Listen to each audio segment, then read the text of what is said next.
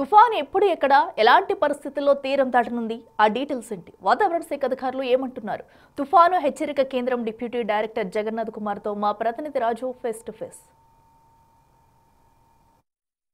ఆగ్నేయ బంగాళాఖాతంలో తుఫాను ప్రారంభమవుతున్నటువంటి పరిస్థితి అయితే ఉంది. ముఖ్యంగా తీవ్ర వాయుగుండం ఇప్పుడు తుఫాన్గా రూపాంతరం చెందుతున్నటువంటిది అయితే ఉంది. మనం ఇక్కడ విజువల్లో కనుక ఒకసారి చూస్తే ఈ వాయుగుండం తుఫానుగా ఏ విధంగా రూపాంతరం చెందుతుందనేది గ్రీన్ మ్యాప్ను అయితే ఒకసారి మనం చూడొచ్చు.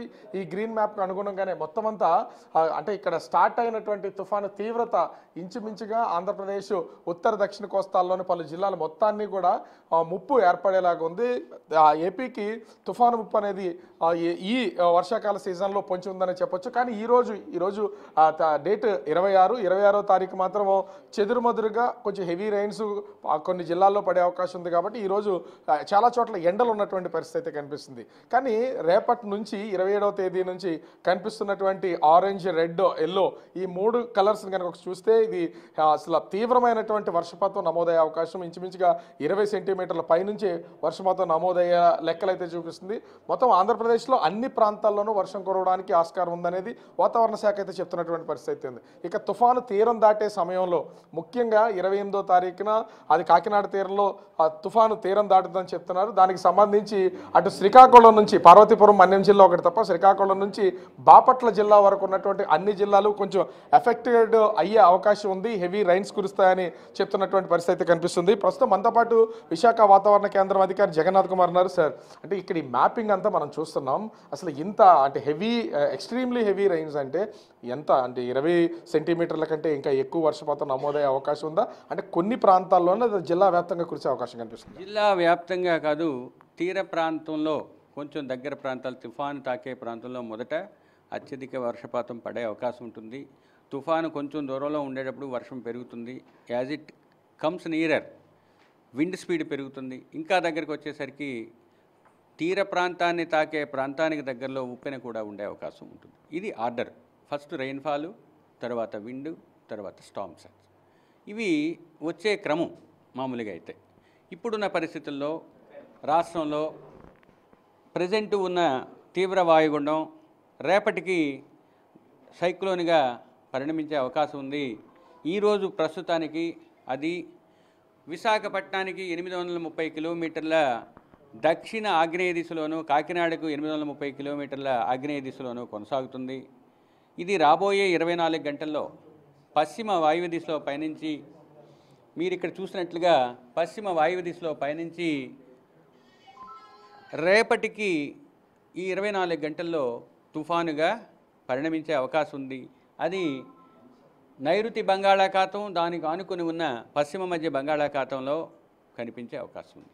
28వ తేదీ నాటికి తీవ్ర తుఫానుగాను, 28వ తేదీ సాయంత్రం రాత్రి మధ్య ప్రాంతంలో ఆంధ్ర కోస్తా తీరం వెంబడి ఉన్న కళింగపట్నం, మచిలీపట్నం మధ్య అనగా ఇంచుమించు కాకినాడకు సమీపంలో తీవ్ర తుఫానుగానే తీరాన్ని తాకే అవకాశం ఉంది.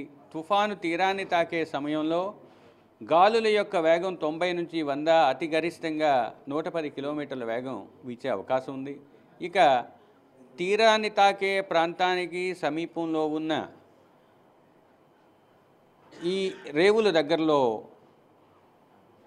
సాధారణ ఆటుపోట్ల కన్నా 1 మీటర్ ఎత్తులో ఉప్పెన వచ్చే అవకాశం. అంటే ముఖ్యంగా ఇప్పుడు ఇంత ఈదురుగాల్లో ఉన్నటువంటి పొజిషన్ ఖచ్చితంగా తుఫాన్ తీరం దాటే సమయంలో చెట్లు ఇరిగిపోయి కరెంట్ స్తంభాలు ఇరిగిపడిపోయే అవకాశం అయితే కనిపిస్తుంది. ఇది అసలు ప్రభుత్వం తీసుకోవాల్సినటువంటి చర్యలు ఏ విధంగా ఉన్నాయి, జాగ్రత్తలు ఏ విధంగా ఉన్నాయి చెప్పండి. ఒకటి, ఈ తుఫాను దాని యొక్క తీవ్రత పెరిగే వరకు వివిధ దశల్లో అది కలిగించే విపత్తు, దాని యొక్క తీవ్రతను మేము డ్యామేజ్ పొటెన్షియల్ అని చెప్తాం.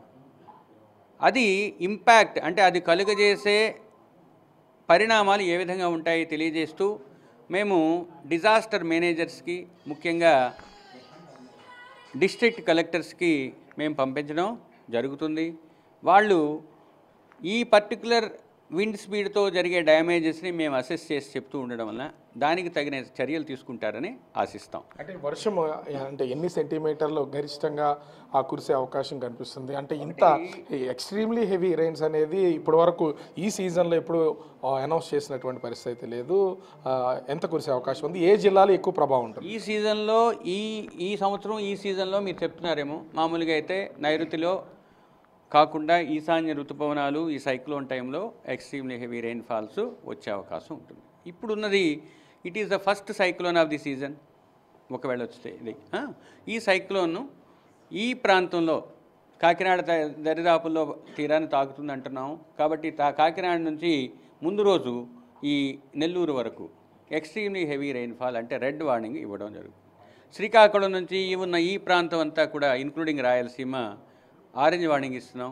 ఎక్స్ట్రీమ్ వెస్ట్ రాయలసీమ ఉన్న 3 జిల్లాలైన కర్నూలు, అనంతపూర్, సత్యసాయిలో ఎల్లో వార్నింగ్ ఇస్తున్నాం. అంటే పోర్టులకు సంబంధించి అసలు ఏంటి, ఏ ప్రమాద హెచ్చరిక ఉంది, దీని ద్వారా అసలు ఆ సిగ్నల్స్ ఏం చెప్పబోతున్నాయి? ఇప్పుడు ప్రస్తుతానికి తీరానికి 830 కిలోమీటర్ల దూరంలో తీవ్ర వాయుగుండంగా కొనసాగుతుంది. కాబట్టి వాయుగుండం తీవ్ర వాయుగుండంగా ఉన్నట్టయితే దాన్ని డిస్టెంట్ కాషనరీ సిగ్నల్ నెంబర్ 1 ఇస్తాము.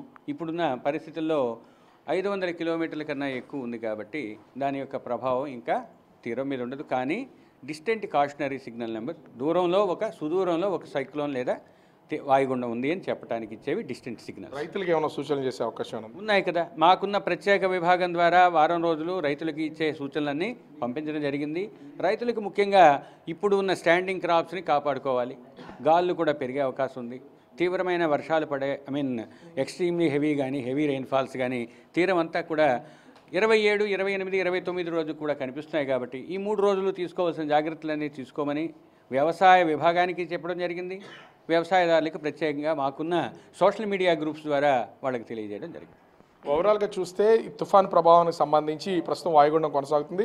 ఈరోజు వర్ష ప్రభావం లేకపోయినా రేపు ఎల్లుండ అటు రేపు కాకినాడ నుంచి పొట్టి శ్రీరాములు జిల్లా వరకు, నెల్లూరు జిల్లా వరకు, అదేవిధంగా ఎల్లుండ అటు శ్రీకాకుళం నుంచి ఒక పార్వతీపురం మన్యం జిల్లా తప్ప మిగిలినటువంటి బాపట్ల జిల్లా వరకు కంటిన్యూగా హెవీ రైన్స్ నమోదయ్యే అవకాశం అయితే ఇక్కడ స్పష్టంగా కనిపిస్తుంది.